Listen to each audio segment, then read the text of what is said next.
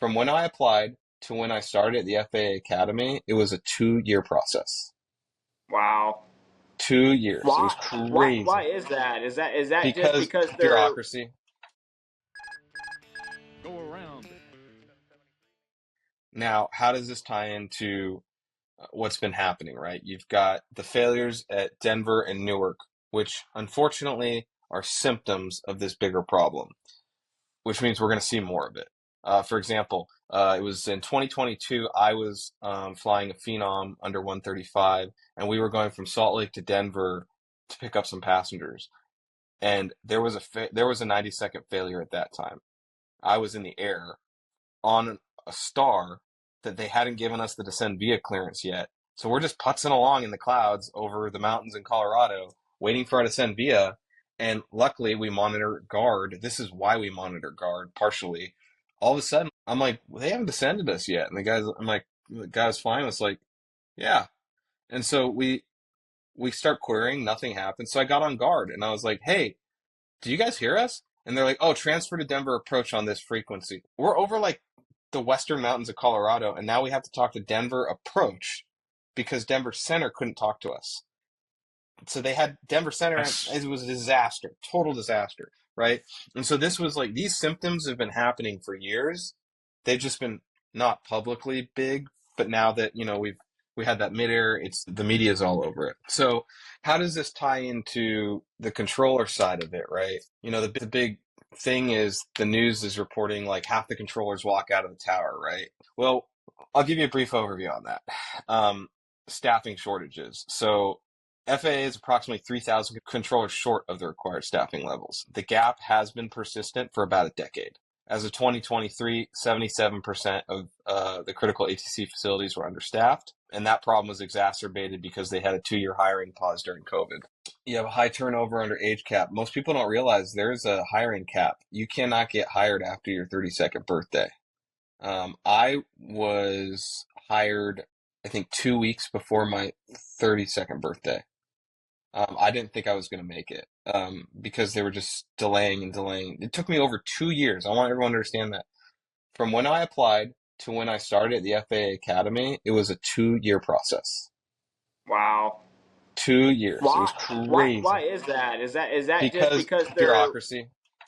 It was all okay? bureaucracy because you have to go through I'll save it for if we hopefully get a controller on to do the hiring process, but there's like a series of steps you have to go through to Okay. get hired. And so it was like, yeah, you'd like do this one step and then you'd have to wait like 4 months for them to process the paperwork of what you just did. Then you can move on to step 2. And then you have to wait 4 to 6 months for whoever's in charge of that to process that paperwork. And it was just like, so it's like this hurry up and wait. Because when you get to the next step, they're like, you have to get it done now. And then you have to wait for 4 months. It was crazy. It was crazy. Anyways, digressing on that. So the problem is you have until your 32nd birthday, and then mandatory retirement's your 56th birthday. So you got to hire young people, and then they age out, right? So those are all contributing to the staffing issues, right? They're 3,000 short. They've been short for over a decade. When I was there in the 20 teens, we were short staffed. They're always begging for overtime. Well, shortly after I left is when mandatory overtime went into effect. So controllers at many facilities are working mandatory overtime, 10-hour shifts, 6 days a week. Mandatory 6 days have been in effect since 2018, which was right after I left. So your mandatory overtime. Sure, these guys are making overtime, but they're working 6 days a week mandatorily. And the only way to get out of it sucks. the only way to get out of it is to call in sick, right? Which then you can get in trouble for banging out your sick days, right? Do these guys have a union or something Yeah, that they have kind of NATCA. protects some of these Yeah, work National Air rules? Traffic Controllers Association, NATCA. So Okay. I want to get a NATCA rep on here again. I'm going to solicit it again. Hey, NATCA reps, I hope you're listening. Somebody who's allowed to speak freely, come on in. I'll give you all the time you want, whatever you need. I'll make it work. So this has led to widespread fatigue, right? And stress issues amongst the controllers. Because, I mean, if you had to work 6 days a week, if you're a government employee, you don't have a lot of the freedoms that like we do as airline and corporate guys. You're screwed, right? Because you're a government employee. So stress, fatigue, right? Well, the big issue, like Newark, had that severe impact, right? They had the failures. So now you have 20% of the controllers are on trauma leave right now because of what they experienced, right? Which is totally understandable. The amount of responsibility an air traffic controller takes on, think about it. Like, if you make a mistake and two airplanes connect, you just killed a bunch of people. Like, that's a lot to live with, right? And so you got these, now you have 20% of their controllers out on trauma leave. They were already understaffed on top of that to start this out. Extra pay and overtime doesn't mitigate the attrition, right? These grueling schedules are just driving people out of the profession. You can scream at the top of your lungs to your management team, but there's nothing they can do about it because they're government bureaucrats. And they're like, hey, you're just a cog in the wheel, right? So, duration of the issue, NATCA, the union, has been raising alarms about the staffing issues since at least 2010. So 15 years ago, they started complaining about this. They're like, hey, guys, it's a problem. It's a problem. Mandatory overtime, 2018 onward, I already mentioned, and it's been consistently documented since 2023, mandatory overtime. So you got fatigue calls going up. You've got safety risks because of the fatigue. You've had over 500 near misses by commercial airlines in 2023 alone, related and linked to controller workload. Like, that's just related to those. Which in 2024, in April of last year, FAA, I remember they came out with this huge press thing. We are going to implement new rest rules for controllers, guaranteeing more time off between shifts, more rest. So that was April, May, so 13 months ago. It has not been implemented. It's been indefinitely delayed by the FAA because they're so understaffed they can't do it.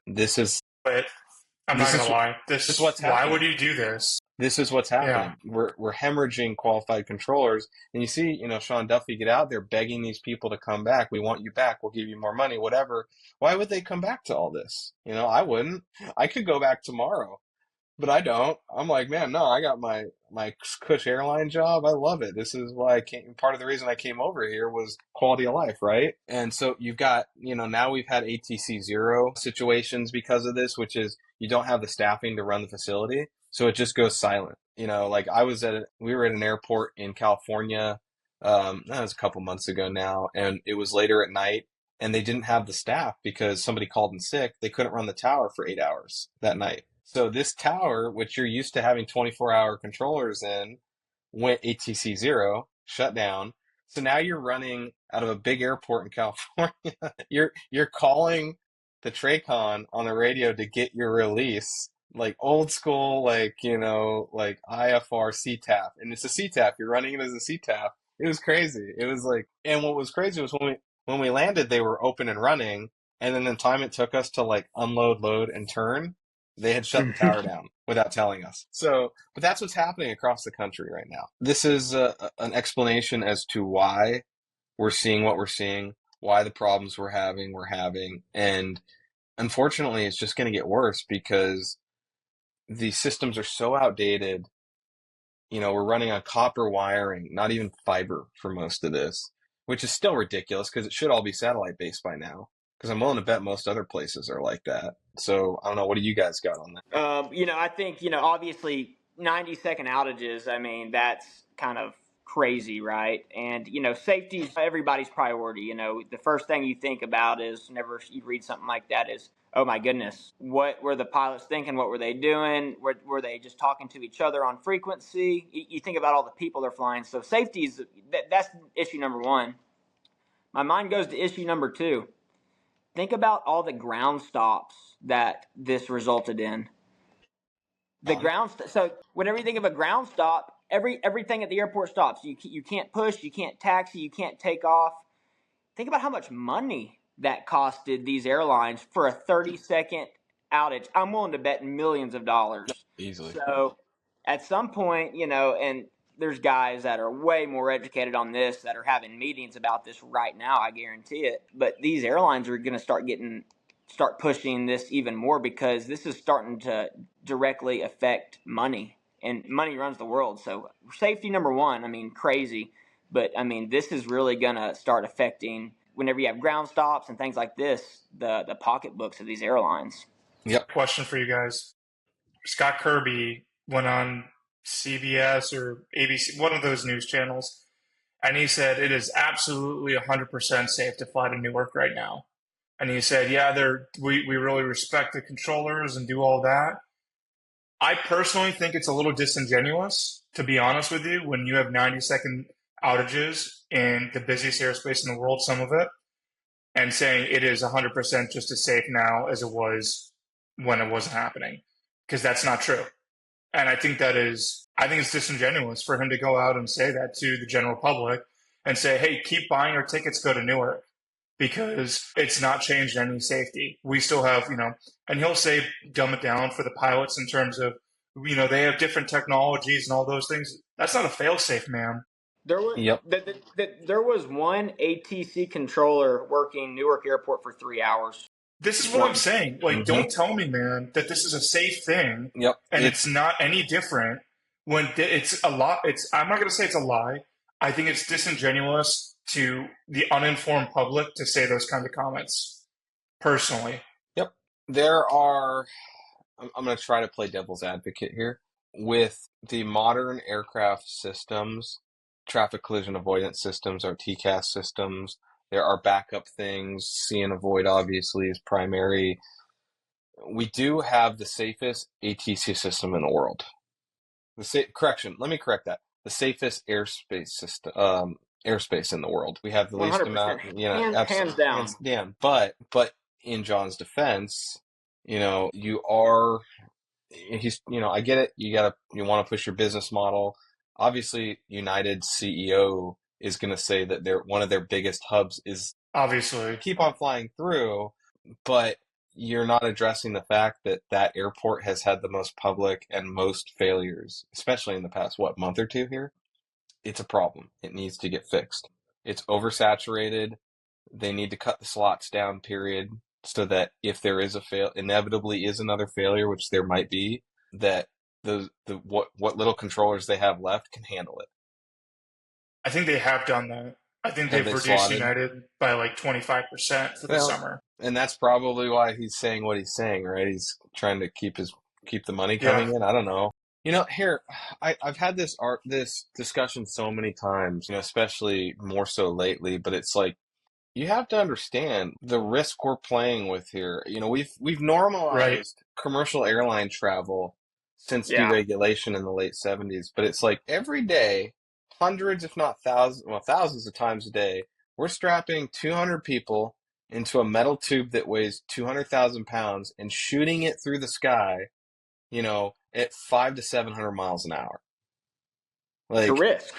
It's great. Like, just think about that. Imagine 40, 50 years ago, maybe a little bit longer, but imagine 50 years ago telling somebody that. Like, I'm going to strap you into a metal tube with 200 other people and shoot you through the sky near the speed of sound. Like, it would blow their minds. They'd be like, that's crazy, right? But we've normalized doing that while we're all sitting there on our phones, drinking and eating, and complaining that we don't have Starlink Wi-Fi and the internet's too slow. Like, that's where we're at. 29,000 flights per day, or 10.5 million times every single year a flight takes off commercially 121 and lands. Yep.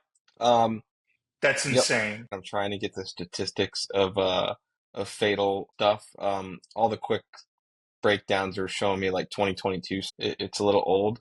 Even if we were just to use those for sake of argument, fatal accident rate for major airlines was zero people per 100,000 flight hours in 2022, and for general aviation was 0.94 for 100,000 flight hours. That's what we're looking at. Like, imagine that. Yeah. So this is why it's so much safer to fly than it is to drive, right? Statistically speaking, the fatality rate is almost non-existent, statistically speaking. And if you think about it, all of our procedures, all of our checklists, everything that we do today, tomorrow, and the next day in aviation is all written in blood. So the regs are written in blood. Yeah. Mm-hmm. Everything is written in blood. So, I mean, right now it is the safest it's ever been to fly aircraft. Because whenever I was going through my training just about a month and a half ago, there was an incident that happened on a Gulfstream. It was a nose wheel steering hard over, and that was required to be in our training, and it's only been in there for about a year or two now. But every time something happens, whether it's something mechanical with the aircraft, every time something happens that's not pilot error, then they they implement that in training for either an initial or a recurrent, so it doesn't happen again if it's a known issue. That was my finishing thought. It's always so reactive and not proactive. Right. And you know, it's tough, right? Because it's a double edged. Because it's a good thing that we're learning from our mistakes, right? And we are trying to prevent it from happening again. We wish we could see it before it happens.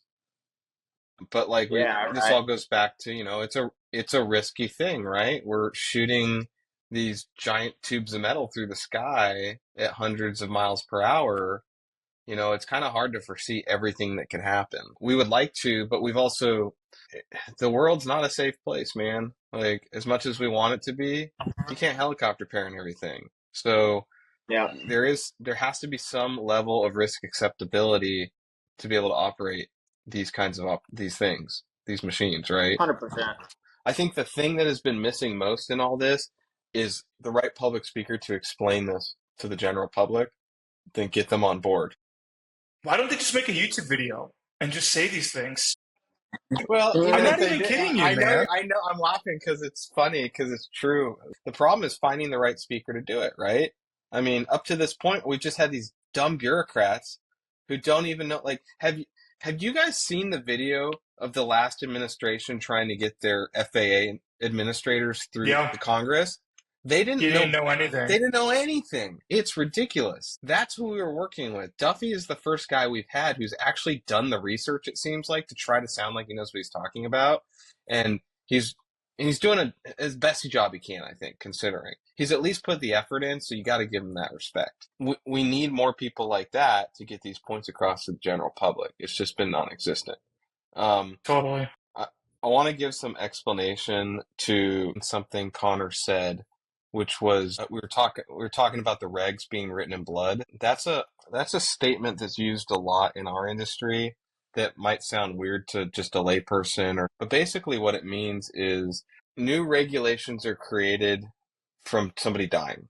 The FAA and the government has not been proactive, especially historically, in creating better safety regulations before something bad happens.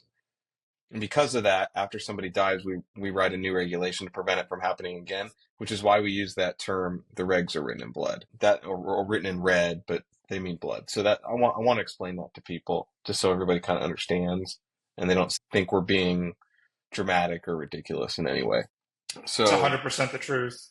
yeah, it is. It's really sad, but that's the system, and it sucks because it's been like that so long. Everyone's just been like, oh, that's what we have to deal with. That's what we live with. But it shouldn't be. It doesn't have to be that way. I'm only speculating what it's like from other countries, but I wonder if Canada's system is like that. I mean, their system is so much more advanced than ours, especially technologically speaking.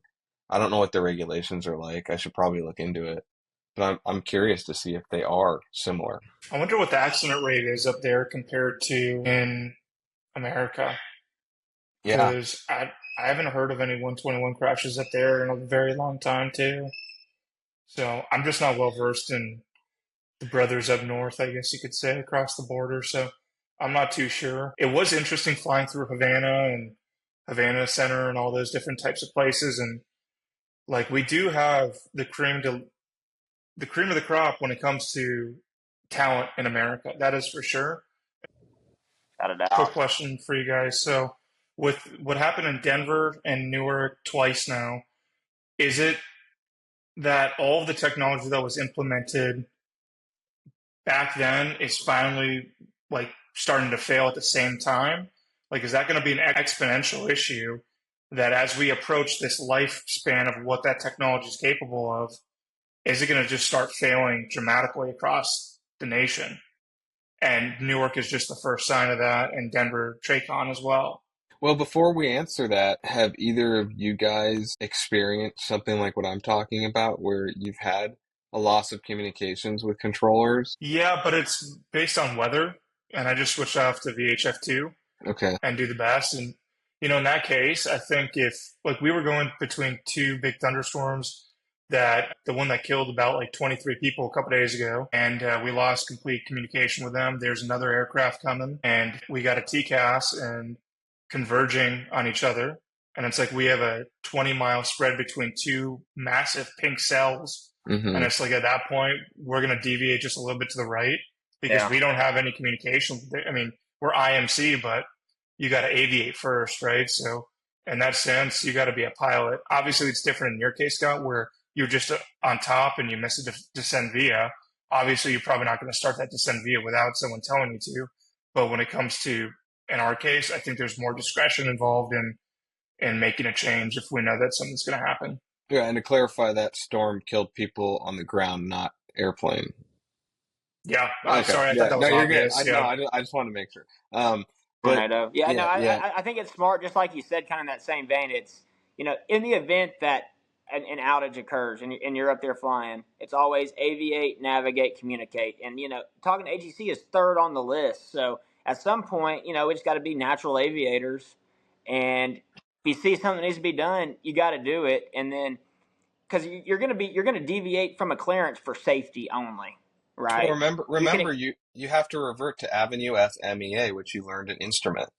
right. Like that literally applies. We had that discussion when we lost comms with Denver Center, and we're like, well, can we descend via? I have to think back. Did we file it? Were we cleared? How did it? Because that Yeah. determines whether you descend or not. right. It's really crazy. Like when something like this happens, you revert back to your primary training, and it still applies. For all those some newer pilots and training pilots, people in training listening to this, everything you're learning right now, we've been doing this for a while, all of us. We still revert back to some of that primary stuff every day. So it's not wasted. It's not irrelevant. It does matter. You will use it Yeah. through your whole career. Have either of you dealt with ATC zero events recently? Yeah.